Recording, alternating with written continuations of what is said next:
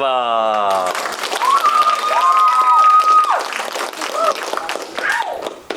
Hi, this is my design. Introduce your name and your elective, please. Oh, okay. I'm Ava, and this is I'm in design. I'm a senior. This is my Zenith. Okay, so my idea was to create a pet lookbook inspired by designer magazines and such. My main goal was to make less boring products, no offense to like that industry, that currently exist. So like designer, I guess, for pets. It's kind of like a little bit of mimicking, like mocking fun at the really expensive things that exist, such as, oh wait, actually, here, I'll go with my materials first. So I used Illustrator. That was basically my main thing that I used. For the physical thing, I got just like a regular art portfolio, photo paper to print out all of my like magazine pages. I did use a little bit of Photoshop, but not enough to, I guess, put it on process. Okay, so I'll go through my inspiration, my graphic design elements, backgrounds, descriptions, my cover, and then I'll show you the final product.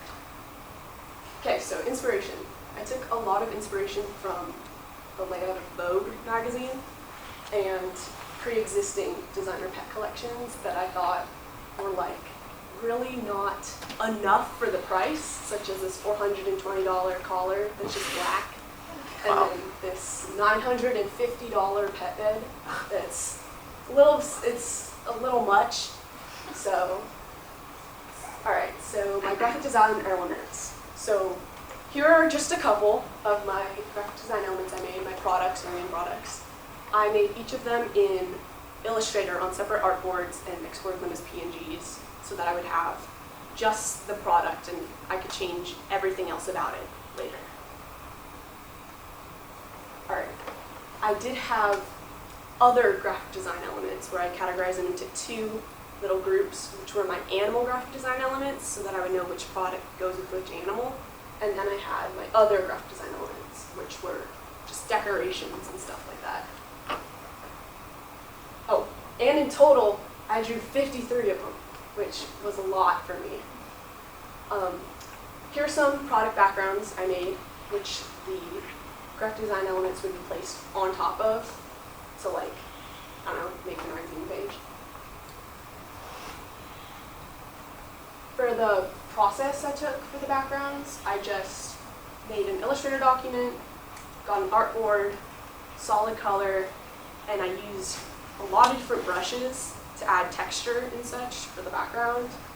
And then I would add like a little pop art thing I just drew, this little spiky bubble thing. It does have a halftone texture, but you can't really tell that since it's like a really tiny image. Then I would add fabric swatches or whatever would be like, I guess, used to create the product. And then that would be like what my final would look like. All right, writing descriptions. So this was the hardest part of the process because I had to research real item descriptions, like designer products, and then take the same tone and cadence of those little descriptions, but make it for animals. So that was a little bit hard to appeal to like the animal audience. And I made a Google Doc that was pretty long to do that. And also, great thing I used was Mood Fabrics, the website. It's good to find fabrics, I guess. And they have this really cool thing called the Fabric Finder, which you take this little quiz and it tells you like what fabrics would be best for said project. So I wanted the fabrics that I had written about in the little descriptions to actually be what would be used in the actual product if I were to like make it. So that was pretty cool. Okay, cover. So this was like a last minute decision. I just saw my cat on my bed and I took a photo and I thought it was kind of cute. And then I decided, you know what, maybe I should create like a little cover. Took it into Photoshop, selected it, took out the background, and then I pulled up a magazine cover and I pretty much copied it, like the layout, and just kind of replaced it with the like animal, I guess, stuff, like fishy finds and stuff like that. Like, I don't know, like instead of Vogue, I wrote Dog magazine, and it rates 5 stars, so this is like a good one. You should read this magazine. And I liked in the photo how my cat was showing off her paws, and so I named the magazine Paws. So yeah. Okay, final product.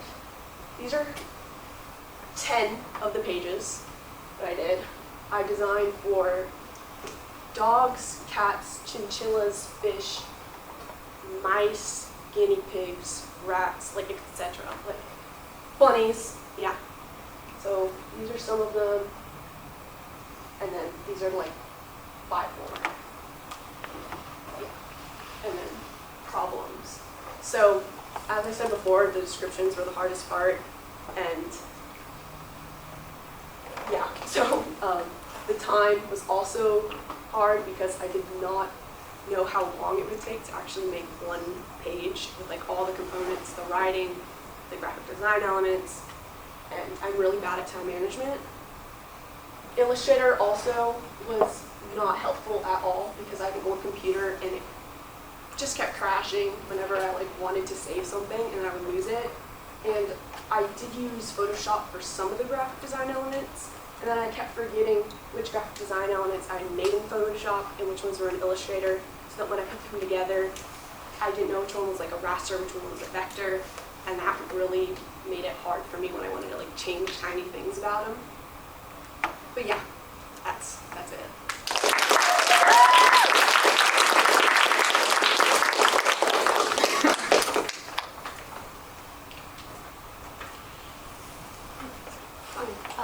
How much would you sell for like these products?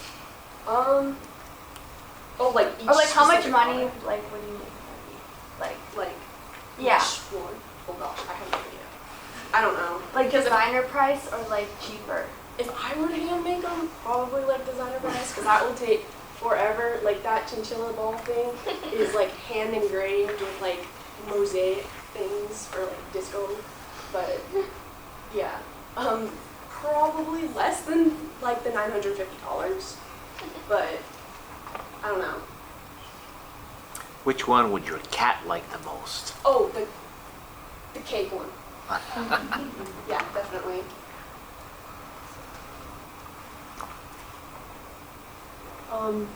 So personally, I didn't even know that designer stuff existed for pets, so I was wondering, how did you kind of get interested in that? I saw on Instagram where a guy bought his cat a diamond encrusted collar from Prada that was like $1,000, and I just saw it and I was like, this can't be real.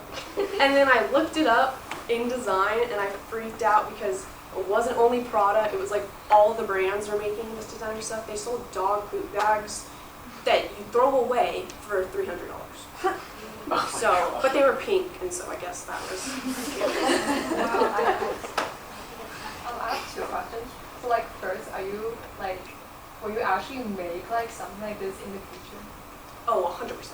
I like definitely want to. All of these I wanted to make, but like not for this project. Another question. Are you thinking about going to Vogue for like jobs and stuff? She should. That would be awesome. Yeah. Honestly, that would be awesome. I mean, they're kind of like jerks, I guess, but like, that would be really cool. Why is there only one picture of Freya? Frankly, I think there should have just been a whole page dedicated to pictures of your cats. I 100% agree. Like, definitely. I originally did want to use real photos of animals instead of drawing them, but then I was like, I only have cats. So that would be like a big problem, but those are my cats, so you can do like a bigger photo.